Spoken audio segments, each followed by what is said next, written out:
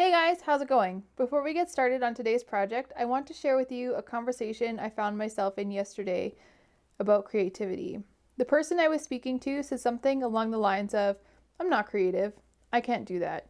I picture something in my mind, and when I do it, it turns out worse than what I imagined. To that, I asked, when you were young, could you read or write the first time you tried it? Were you competent at driving the first time you got behind the wheel of a vehicle? I would argue no, you weren't. I know I certainly wasn't. And like anything, something new takes study and practice. If it's something you enjoy, something you want to create, then the only thing to do is to start. No master of anything began the way they ended. In the beginning, they were all students. And if I'm being honest, we are all still students. No matter what skill we are honing, it comes to the point we believe we can, in some way, improve. Today I'm starting off with Lawn Fawn's Jack-o'-lantern add-on die, Lawn Fawn's Happy Happy Happy add-on die, stitched rectangle die set from Lawn Fawn, circle masks from Simon Says Stamp, as well as stitched hillside dies from Lawn Fawn. I started off by die cutting the largest rectangle and picking out the circle that I wanted for my moon. And I'm just going to tape that down so it doesn't move when we do our night sky.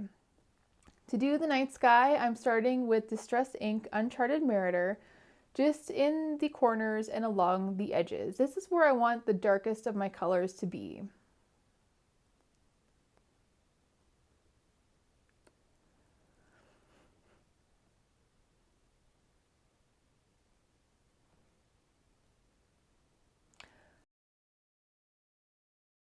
I'll come in next with some Mermaid Lagoon.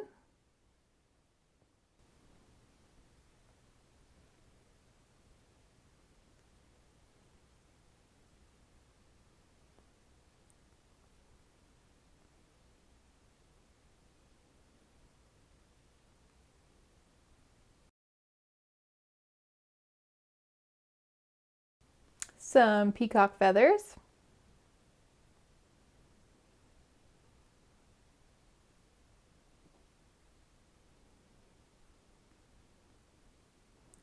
And I want to incorporate the glow of the moon that the full moon sometimes gets. And I'll do that by bringing in some mustard seed distress ink just right along the edges of the mask, starting on the mask and kind of working my way off, just to give it a subtle glow. Next is to make some quote-unquote stars, and I'll be using Perfect Pearls in Confetti White and Perfect Gold by mixing it with some water and splattering it onto the card front. You can also put your Perfect Pearl in a little spray bottle with some water and spritz it onto your card front. And if you don't have Perfect Pearl, you can use just water. You'll still get the same spots to represent stars. They just won't have the pearlescent shine. You can also use some watercolor paint if you have that on hand as well.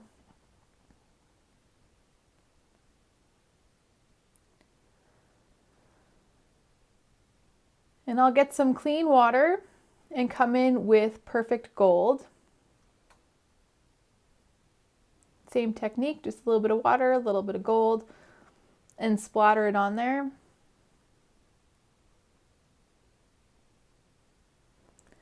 And I wanted to bring in that eerie Halloween night by incorporating some black acrylic paint that I watered down. This will dry on its own, but I wanted to give it a head start with my heat tool. And I've cut 2 die cuts using Lawn Fawn Hillside die. One will be colored to look as though it's in the background. And to start off with that one, I'm using some Mowed Lawn Distress ink. I'm making sure to really saturate the cardstock to make it dark and give the appearance of shadows.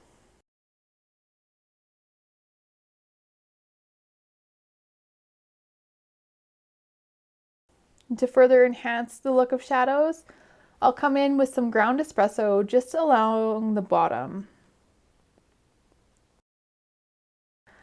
I'll finish it off with some Lucky Clover along the top, where it would be lighter because of the moonlight, the highlight, if you will.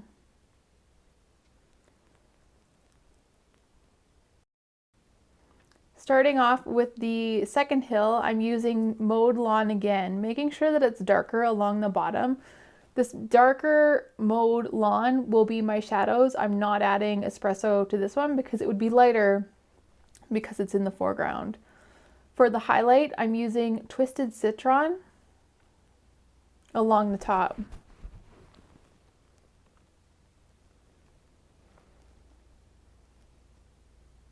And to finish it off, I'll use some Lucky Clover just to blend the two together.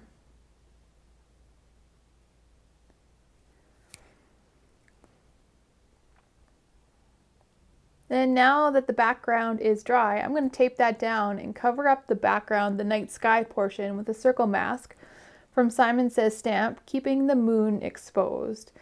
I want to bring that orangey color that is sometimes reflected off the moon just as it rises.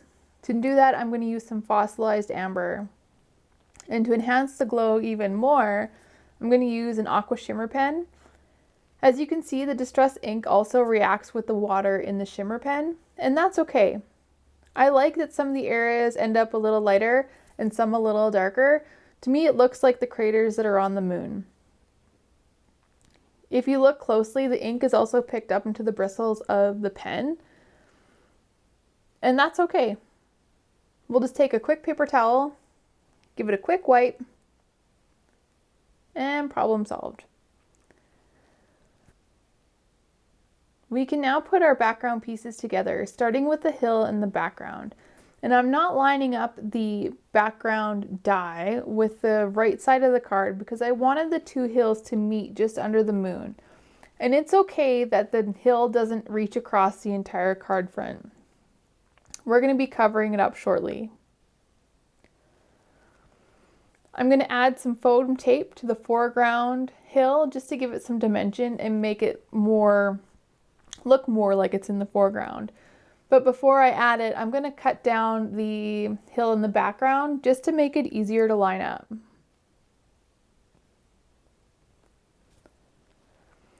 So the foam tape that I'm using to adhere the hill in the foreground will also give our pumpkins something to sit behind, making the pumpkins appear that they're in the distance.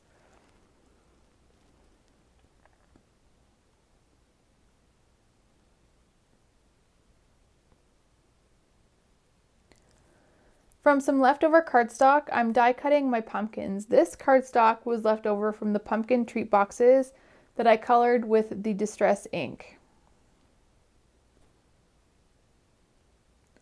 To make the jack-o'-lantern appear to be lit up in the field, I'm going to color the rectangle with an orange marker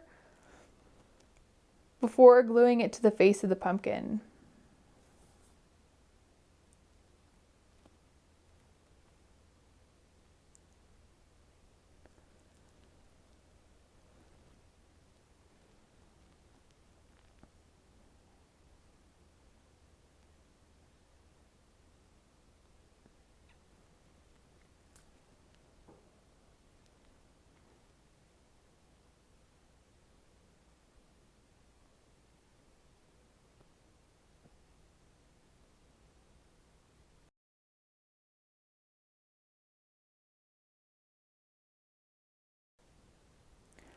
I'm using Tombow Liquid Aqua glue to adhere the two pumpkins to the card front, the ones that are sitting behind the hill in the foreground.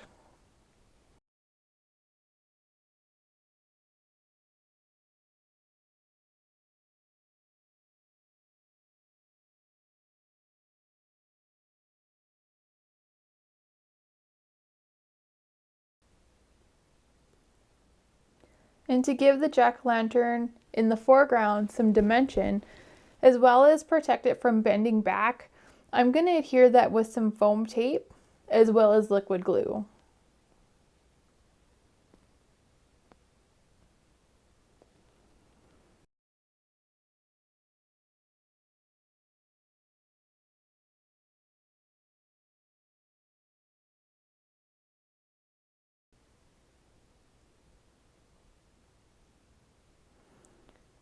And I only die cut one stem piece, and then cut that into 3 pieces to use one for each pumpkin.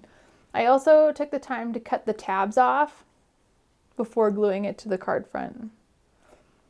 I'll use my stamping tool to stamp my sentiment on the inside of my card. And today I'm using archival ink. Archival ink is a pigment ink, and these take a while to dry. They sit on top of the paper. They don't absorb like dye inks do. So after I stamp it, I'll give it a quick pass with my heat tool just to make sure that it's set so I don't smudge it.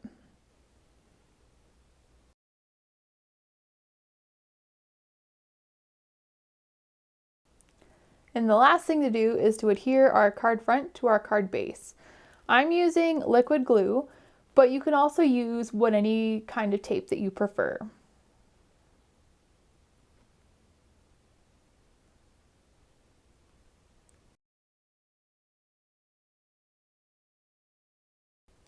And there you have our finished card. I hope your day is all treats and no tricks. Thanks for stopping by. See you next time, and happy Halloween.